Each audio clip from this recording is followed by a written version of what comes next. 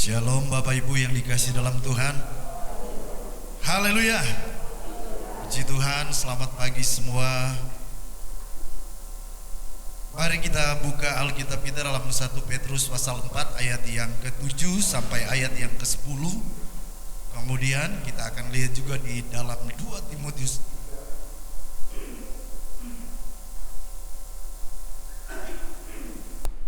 Timotius 3 ayat 1 sampai ayat yang ke-5. Kita lihat dalam 1 Petrus pasal 4 ayat yang ke-7. Mari kita baca bersama-sama ya. 1, 2, 3. Kesudahan segala sesuatu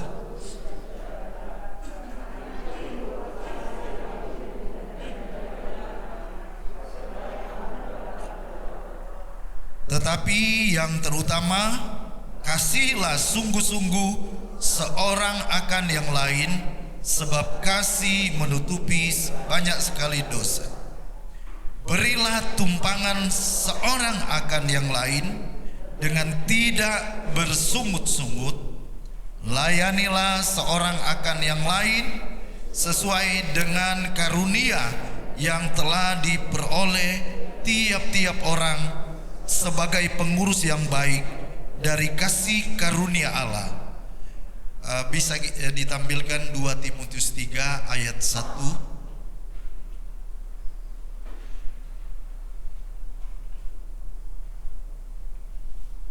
Ya, ayat 1 sampai ayat yang ke-5 ya.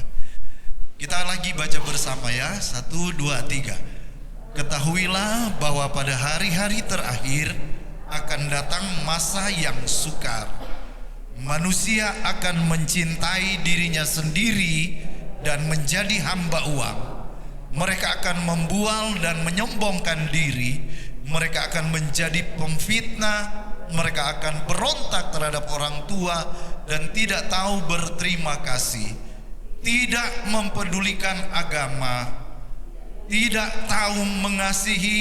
Tidak mau berdamai. Suka menjelekkan orang, tidak dapat mengekang diri, garang, tidak suka yang baik, suka mengkhianat, tidak berpikir panjang, berlagak tahu, lebih menuruti hawa nafsu daripada menuruti Allah.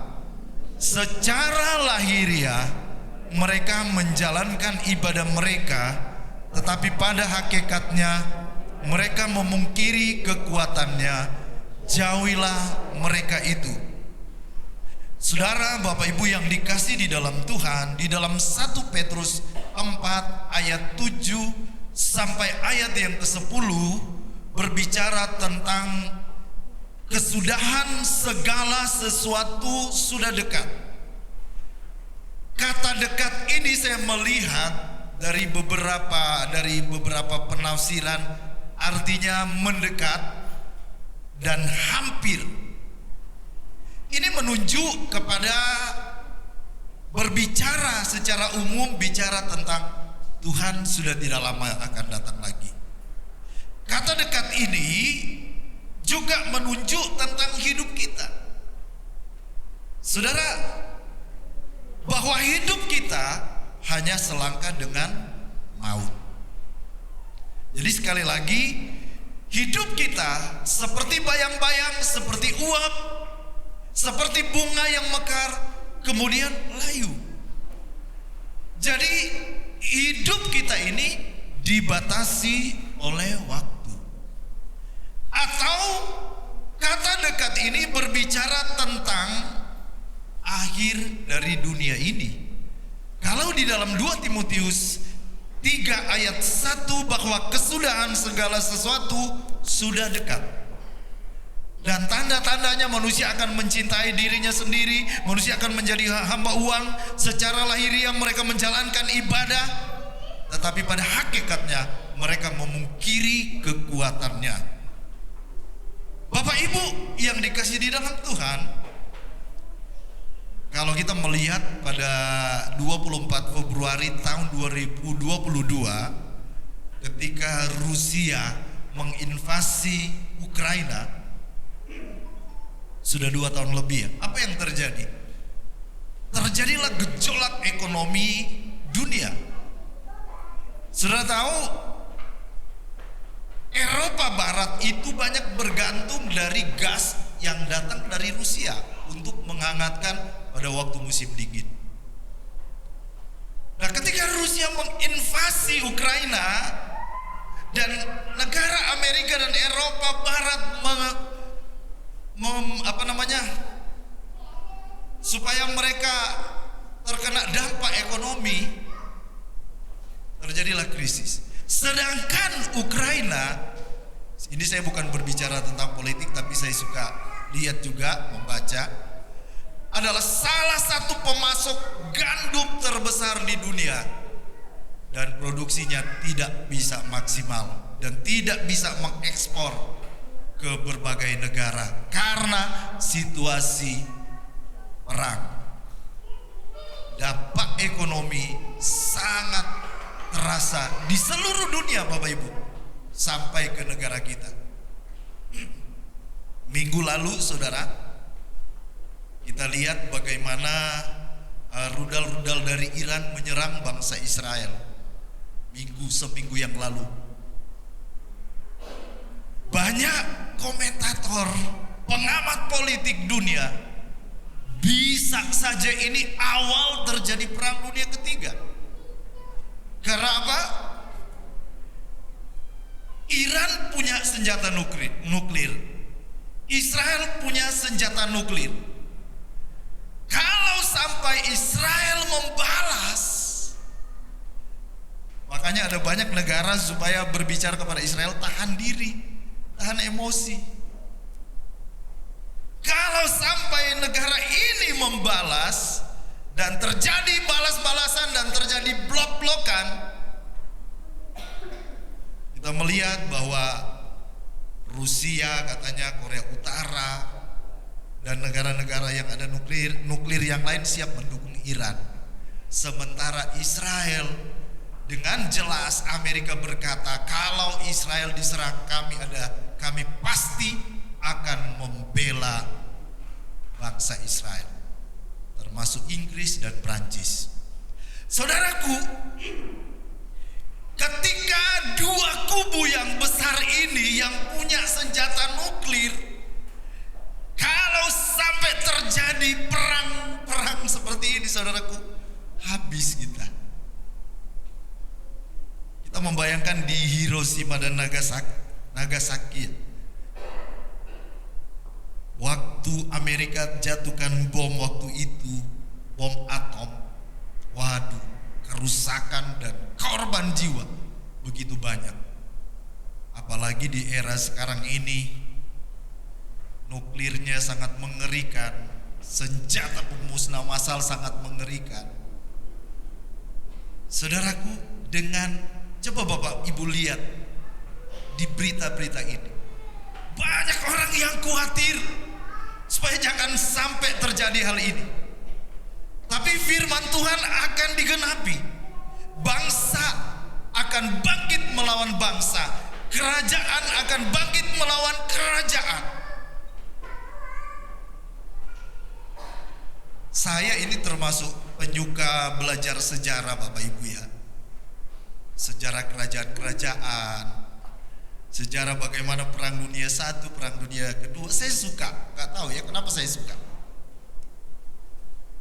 Nah, kadang-kadang hal sepele dulu tiba-tiba bisa menjadi sesuatu yang besar. Tetapi saya percaya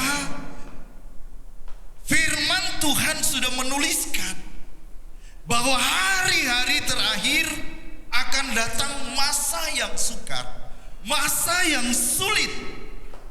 Ketika manusia terlena, ketika manusia asik dengan hobinya masing-masing, dan tiba-tiba hari itu datang. Tetapi Tuhan telah berbicara dari firman Tuhan kepada orang percaya. Firman Tuhan memberikan pesan, kesudahan segala sesuatu sudah dekat. Artinya apa? Sebagai orang Kristen, kita harus selalu hidup dalam kewaspadaan. Amin. kesudahan segala sesuatu sudah dekat. Untuk itu pesan firman Tuhan, makna yang harus kita ambil dari ayat ini, mari kita hidup dalam kewaspadaan yang berarti berjaga, yang berarti siap sedia. Jangan pandang enteng, jangan cuek, jangan acuh tak acuh, siap sedia. Saya ingin Bapak Ibu kita lihat dalam Matius 25 ayat 1 sampai ayat yang ke-13. Matius 25 ayat 1 sampai ayat yang ke-13.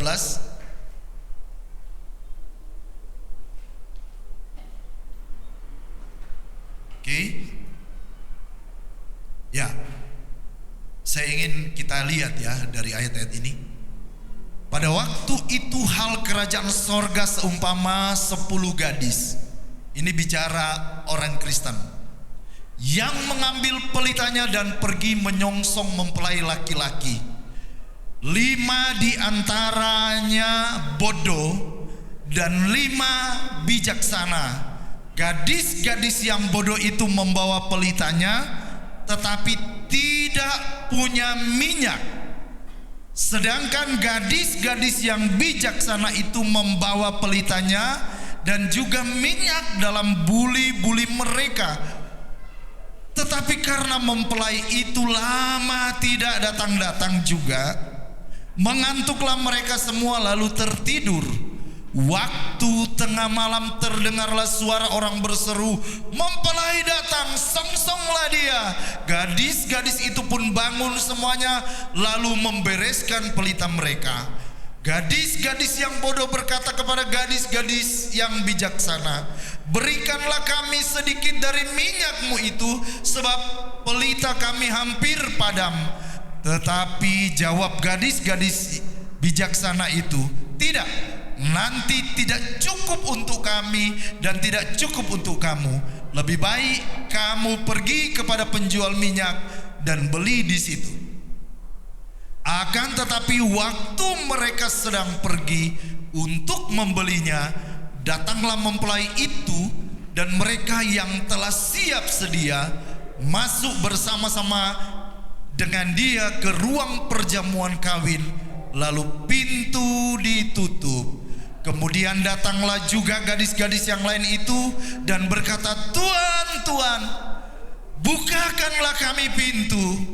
Tetapi ia menjawab, "Aku berkata kepadamu, sesungguhnya aku tidak mengenal kamu. Karena itu berjaga-jagalah." Kita baca bersama, 2, 3. "Sebab kamu tidak tahu akan hari maupun akan saatnya." Ada orang Kristen di sini, ada 2 kelompok. Satu yang bijaksana, satu yang bodoh. Yang bijaksana selalu siap sedia. Hidupnya berjalan dalam kebenaran Tuhan, hidupnya berjalan dalam perkenanan Tuhan. Tetapi yang bodoh di sini gambaran orang Kristen yang tidak menghargai anugerah. Selama pintu kemurahan terbuka, cuek, acuh tak acuh, masa bodoh. Kemudian datanglah hari itu. Ketika mempelai datang, berbicara tentang Yesus datang. Yesus Tuhan itu mempelai sorga. Kita adalah mempelai wanitanya. Jadi kalau di pelajaran tabernakel atau kabar mempelai yang selalu menggambarkan Kristus adalah mempelai sorga, kita adalah mempelai wanitanya. Jadi ketika Tuhan Yesus datang menjemput mempelai wanitanya atau gereja Tuhan, gereja yang kudus, gereja yang selalu siap sedia, gereja yang selalu berjaga-jaga, gereja yang siap menyongsong Tuhan. Yang 5 orang ini sudah siap. Tetapi yang 5 ini gak siap. Hidupnya tetap di dalam dosa, hidupnya tetap gak berkenan sama Tuhan. Padahal ayat-ayat yang lain, begitu banyak ayat yang Tuhan sudah berkata, kamu harus setia sampai akhir. Bukan langkah pertama yang menentukan saja, tetapi langkah yang terakhir. Ayat dari 1 Petrus ini juga berkata, kesudahan segala sesuatu sudah dekat. Karena itu kuasailah dirimu, jadilah tenang supaya kamu dapat berdoa. Tetapi lima gadis yang bodoh ini, dia gak lakukan semua itu. Dia gak hargai anugerah Tuhan. Itu sebabnya ketika mempelai yang berkenan ini dijemput Tuhan, bawa masuk dalam perjamuan kudus, perjamuan pernikahan yang kudus. Gambarannya kita menyatu dengan Kristus. Dan kemudian pintu ditutup, yang 5 itu gak bisa masuk lagi. Karena apa? Ternyata anugerah Tuhan yang luar biasa itu ada batasnya. Selama kita masih hidup, selama Tuhan belum datang. Kalau Tuhan yang membukakan pintu, gak ada yang dapat menutupnya. Tetapi kalau Tuhan yang sudah menutup pintu, gak ada yang dapat membukanya. Kita lihat zaman Nuh. Saya mencatat di ayat ini juga. Nih ya, Lukas 17 ayat 26 sampai 30. Dan sama seperti terjadi pada zaman Nuh, demikian pula lah halnya kelak pada hari-hari anak manusia. Mereka makan dan minum, mereka kawin dan dikawinkan, sampai kepada hari Nuh masuk ke dalam bahtera. Lalu datanglah air bah dan membinasakan mereka. Sama seperti zaman Nuh. 120 tahun Nuh beritakan kebaikan Tuhan, anugerah Tuhan supaya tobat. Cuek. Ketika pintu bahtera sudah tertutup, sama aja dengan ketika pintu yang Tuhan sudah tutup ini, ada banyak orang, termasuk orang Kristen yang abu-abu, yang gak bertobat, mulai datang mengetuk, Tuhan bukakan kami pintu, Tuhan bukakan kami pintu. Ada ayat yang berkata, aku tidak mengenal kamu, penyalah kamu pembuat kejahatan. Saudara, kita menerima anugerah dari Tuhan, kita harus berjalan dalam anugerah Tuhan, kita harus menghargai anugerah Tuhan itu. Amin. Puji Tuhan.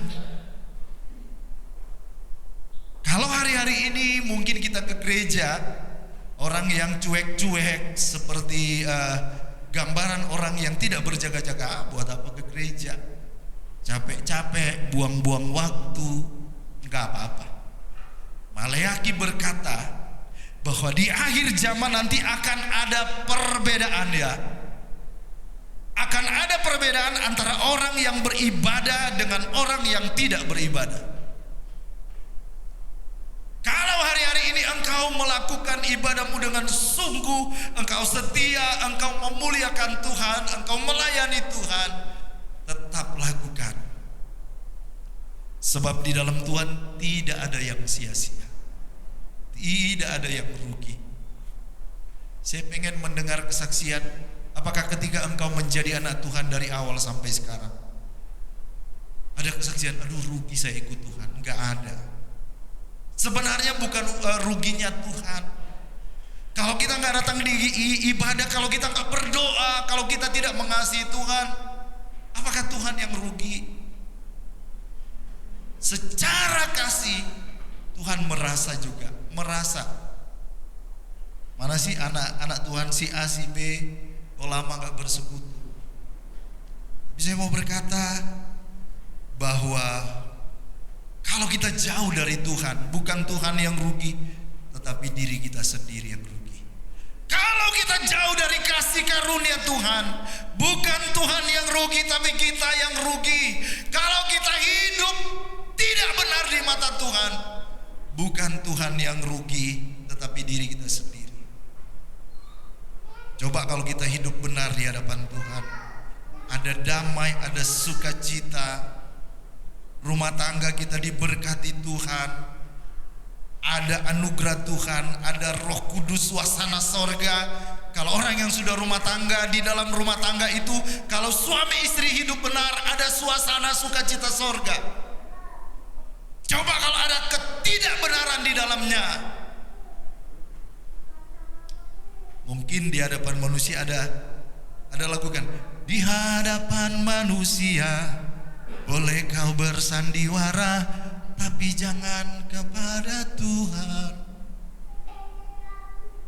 Kita tidak bisa menutupi apapun di hadapan Tuhan, karena segala sesuatu terbuka di mata Tuhan. Baik yang kita lakukan di dalam gelap maupun yang di dalam terang. Puji Tuhan. Waspada. Kita berdoa hari-hari ini Tuhan menopang hidup kita untuk terus setia sampai akhir, hidup dalam perkenanan akan Tuhan. Amin. Puji Tuhan. Ada seorang yang gambaran di Kisah Para Rasul, seorang yang bernama Eutikus. Dia pernah terjatuh ketika dengar khotbah dan dia mati. Tetapi Rasul Paulus berdoa dan kemudian dibangkitkan. Kisah Para Rasul 20 ayat yang ke-9, seorang anak muda bernama Eutikus duduk di jendela. Karena Paulus amat lama berbicara, orang muda itu tidak dapat menahan kantuknya. Akhirnya ia tertidur lelap dan jatuh dari tingkat ketiga ke bawah. Ketika ia diangkat, orang ia sudah mati. Tertidur dan jatuh. Tapi puji Tuhan, di kisah ini Paulus doakan dan bangkit lagi.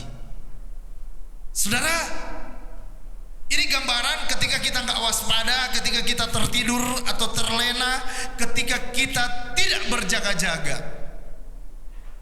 Kesudahan segala sesuatu sudah dekat. Ini yang harus kita berjaga. Kita lebih sungguh, kita lebih memperhatikan setiap hidup kita.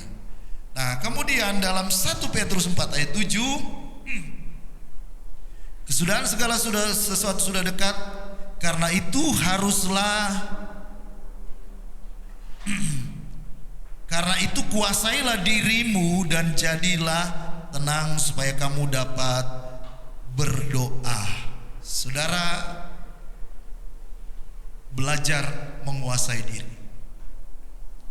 Segala sesuatu sudah dekat, karena itu kuasailah dirimu.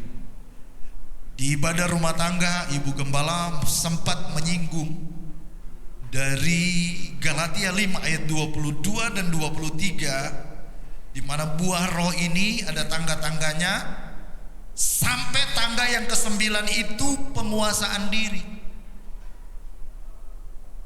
Hati-hati. Ada banyak cara intrik dari iblis untuk merusak iman kita. Apalagi di hari-hari ini. Kita kuasai diri kita. Kita kuasai mulut kita, kita kuasai sikap kita, kita kuasai keinginan kita, kita kuasai mata kita. Hidup kita biar dikontrol oleh Tuhan. Memang kata penguasaan diri ini, saudara, jadi kita lebih bisa menahan. Ada hal-hal yang jangan kita bertindak dengan emosi. Pada saat kita bertindak, jangan ambil keputusan yang besar pada saat hati emosi. Pada saat kita marah, jangan ambil keputusan. Itu cara-cara iblis. Iblis itu mancing-mancing terus supaya kita emosi. Ketika emosi kita marah, pertahanan kita terbuka. Gampang sekali iblis masukkan serangan-serangannya. Sudah tahu kalau dalam dunia sepak bola ada salah satu cara dari lawan yang sengaja gangguin kita. Mungkin kita lagi ada pemain yang lagi jalan-jalan ini tiba-tiba disenggol-senggol dikit gini, atau pokoknya diganggu-ganggu Supaya apa saudara? Supaya pemain kita itu marah. Waktu kita marah, kita nggak kontrol emosi kita, ada yang mukul, ada yang nendang. Padahal sengaja dibuat oleh lawan. Itu bagian dari strategi. Dan ketika seseorang mukul atau nendang, langsung dikasih kartu sama wasit, kartu merah. Pertama yellow card, kartu kuning. Tapi kalau pelanggarannya berat, langsung kartu merah dan dikeluarkan. Yang rugi tim. Karena apa? Terbawa emosi. Tapi kalau orang yang mampu dengan pertolongan Tuhan, dengan kasih karunia Tuhan, kita belajar, Tuhan tolong biar saya mampu menguasai diri. Amin. Karena apa? Tuhan bilang kesudahan segala sesuatu sudah dekat.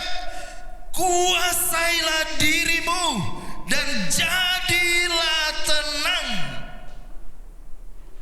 Saya lihat jadi tenang ini dalam sebuah terjemahan artinya begini: berpikiran sehat, waras, berpikir secara serius atau baik-baik. Dan jadilah tenang artinya berpikir dengan tenang, berpikir dengan sehat, berpikir dengan waras, berpikir secara serius dan baik-baik. Itulah jadi tenang.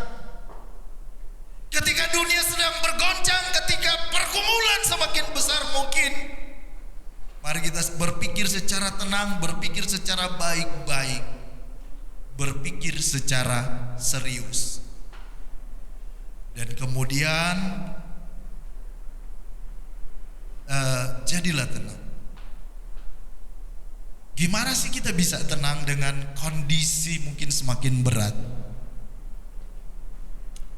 Mazmur 62 ayat yang kedua, hanya dekat dengan Allah aku tenang.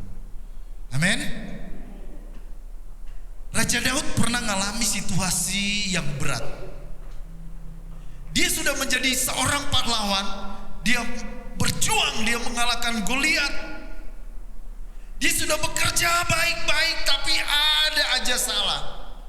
Ternyata keberhasilan seseorang gak selalu orang lain suka. Termasuk mertuanya yang ingin membunuh Daud. Sampai dia lari ke padang gurun, dia lari ke gua-gua. Sampai dia berperilaku seperti orang gila supaya gak dibunuh sama lawan. Dalam kondisi seperti ini, dia memberikan kesaksian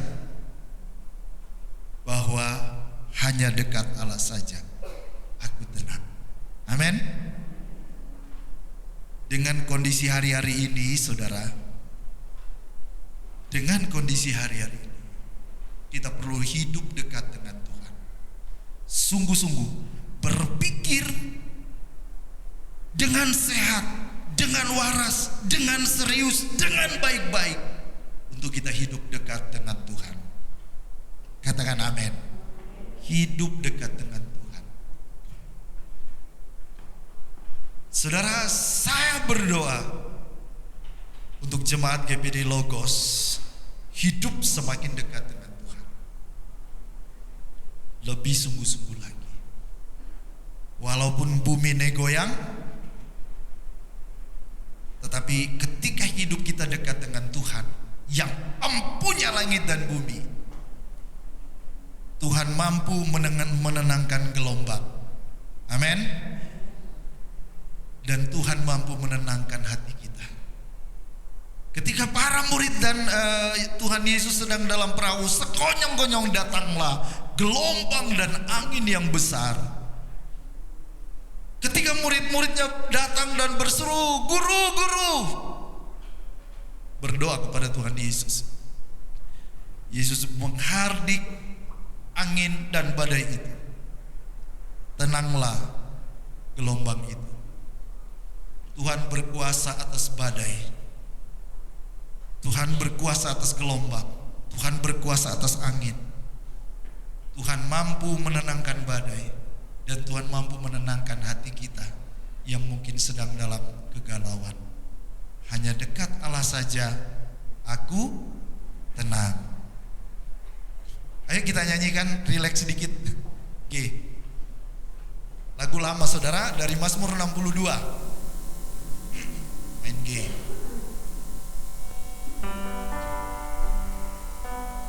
Hanya dekat Allah saja aku tenang,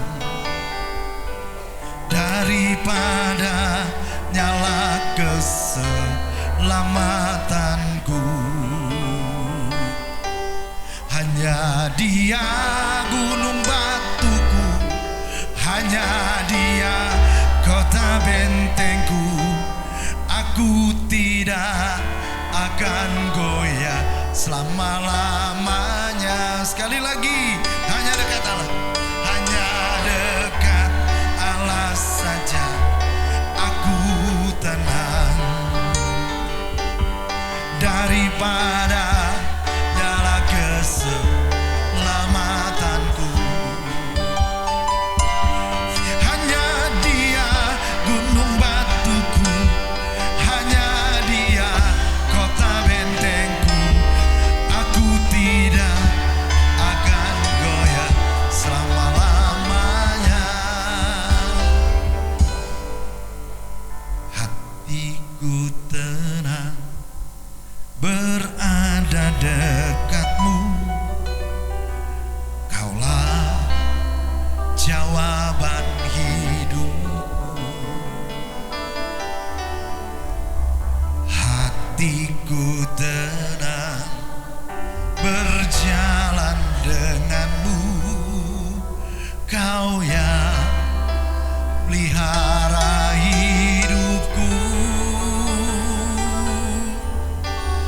Pertolonganmu begitu ajaib. Kau telah memikat hatiku. Di saat aku tak sanggup lagi, di situ tanganmu bekerja. Pertolonganmu begitu ajaib. Kau telah memikat hatiku. Kini mataku tertuju padamu. Ku rasakan kasih-Mu Tuhan. Kuasai diri, jadilah tenang. Rahasia kita bisa tenang ketika kita hidup dekat dengan Tuhan. Kemudian ayat berikutnya, kasihilah. Saudara, dari 1 Petrus 4 ini ayat yang ke-8, tetapi yang terutama kasihilah sungguh-sungguh seorang akan yang lain, sebab kasih menutupi banyak sekali dosa. Yang berikutnya kita belajar hidup dalam kasih. Amsal 3 ayat 3 sampai ayat yang keempat. Janganlah kiranya kasih dan setia meninggalkan engkau. Kalungkanlah itu pada lehermu, tuliskanlah itu pada loh hatimu, maka engkau akan mendapat kasih dan penghargaan dalam pandangan Allah serta manusia. Saya lewatkan tadi satu, jadilah tenang supaya kamu dapat berdoa. Hidup dalam doa. Kemudian hidup dalam kasih. Dan yang terakhir, layanilah seorang akan yang lain. Hidup dalam pelayanan. Hari-hari ini hidup dalam doa artinya kita bangun keintiman dengan Tuhan. Apapun yang terjadi ketika kita sudah dekat dengan Tuhan, bahkan intim dengan Tuhan, kita berjalan bersama dengan Tuhan, enggak perlu kita takut. ketika kita menyatu dengan Tuhan. Seperti Ibu Gembala mengajarkan yang hari Jumat lalu, dari Yohanes 15 ayat 1 sampai ayat yang ke-7, tinggallah di dalam aku dan aku di dalam kamu. Tuhan Yesus menggambarkan, akulah pokok anggur yang benar, kamulah carang-carangnya. Kata tinggal ini ditulis dengan kata meno, stay, tinggal dalam kasih Tuhan, tinggal di dalam segala situasi dan kondisi. Apapun, bukan cuma waktu senang atau bukan cuma waktu kita susah, kita datang pada Tuhan, kita berdoa sungguh-sungguh, Tuhan bukakan jalan, Tuhan berkati aku.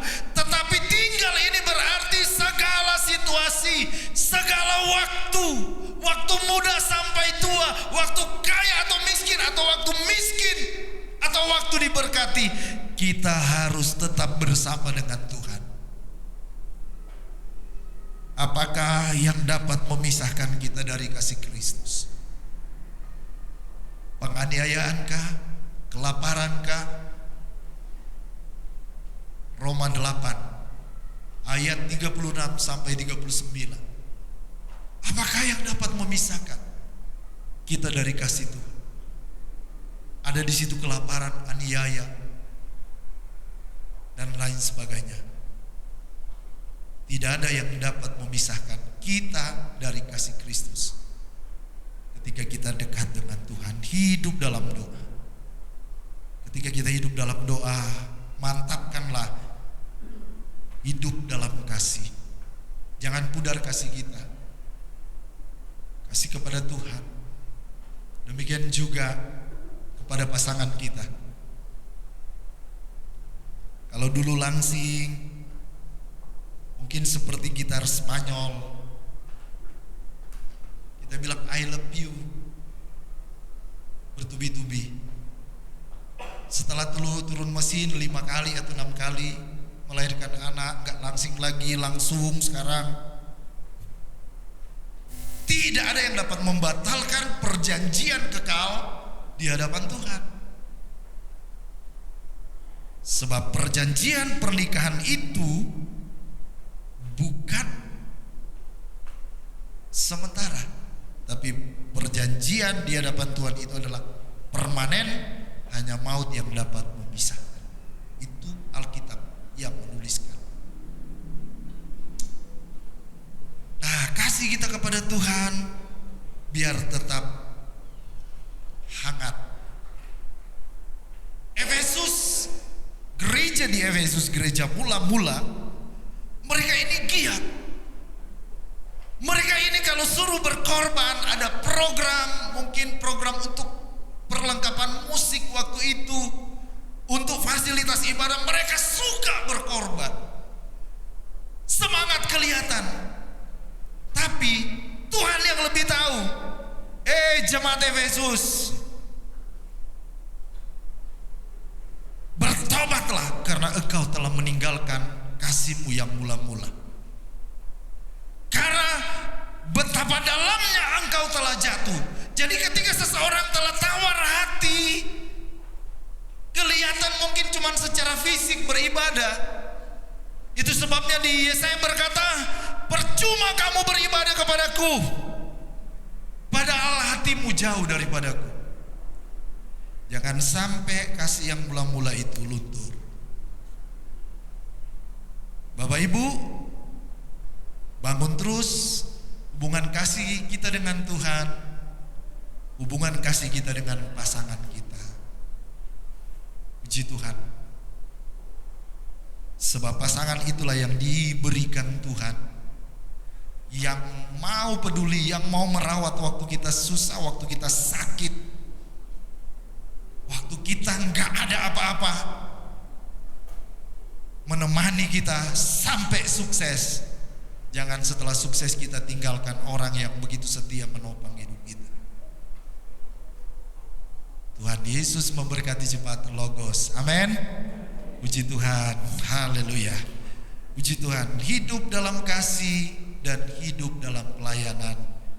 Karena kesudahan segala sesuatu sudah dekat, kita mau memaksimalkan hidup kita. Ini pesan firman Tuhan pagi ini. Kiranya Tuhan memberkati. Sebenarnya saya ingin menyampaikan, berbicara tentang pertumbuhan gereja, pertumbuhan rohani, kemajuan. Tapi saya pagi-pagi berdoa, Tuhan apa yang lain? Dan saya lebih tergerak untuk menyampaikan hal ini. Saya percaya ada maksud Tuhan. Tuhan memberkati, tetap semangat, maju terus. Sekali Yesus, selamanya Yesus. Amin. Puji Tuhan. Mari kita bangkit berdiri.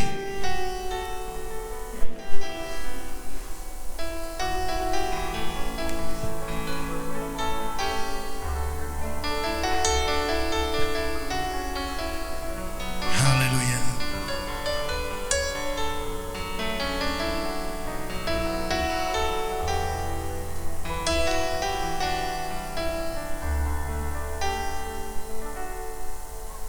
Dalam segala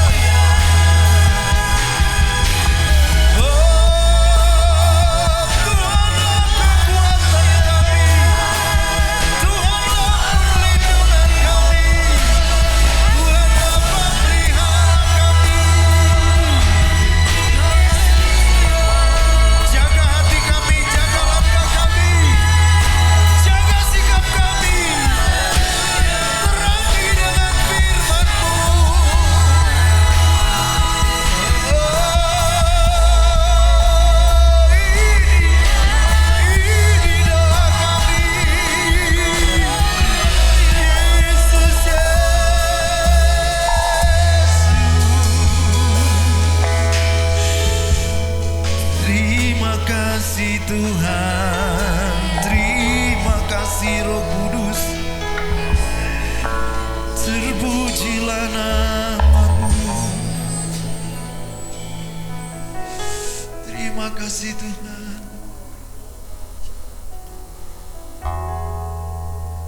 Taruh firman ini dalam hati dan pikiran kami. Kami belajar selalu waspada, selalu berjaga berdoa, tahu menguasai diri kami. Tuhan yang sudah memberikan tangan, kaki, mata, dan mulut. Dengan firman-Mu biar kami berkenan pada Tuhan. Sekali Yesus, selamanya Yesus, harapanku takkan hilang. Saya mengundang Ibu Rosi akan berdoa buat firman Tuhan yang sudah kita dengar.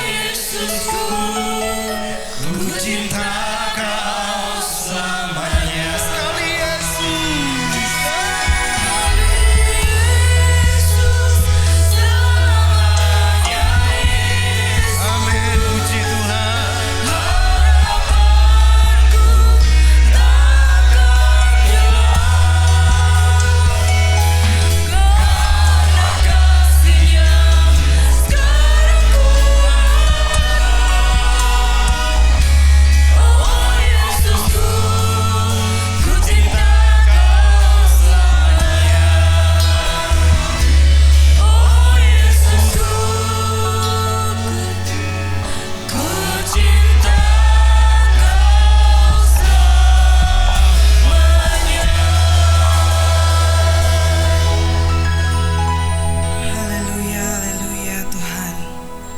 pujian ini boleh menjadi rema dalam hidup kami Tuhan, bahwa sekali Yesus, selamanya Yesus, bahkan sampai nanti kami boleh dipanggil, kami tetap di dalam Yesus.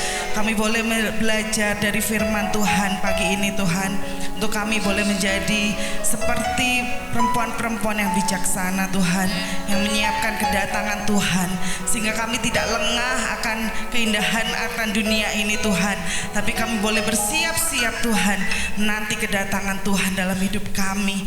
Berikan kami hikmat kebijaksanaan untuk menjalani hidup-hidup kami ini Tuhan. Di hari-hari yang terakhir akan ada banyak masa-masa yang sukar, tapi kami percaya Tuhan, berjalan bersama Tuhan kami sanggup melewati semua. Terima kasih Tuhan untuk firman-Mu. Berkati Tuhan juga Bapak Gembala kami yang sudah memberitakan firman-Mu. Biarlah firman ini boleh bertumbuh dalam hati kami Tuhan. Terima kasih Tuhan. Sebentar lagi kami akan memberikan korban persembahan. Tuhan berkati tangan-tangan yang memberi. Dalam nama Tuhan Yesus Kristus kami sudah berdoa. Haleluya. Amin.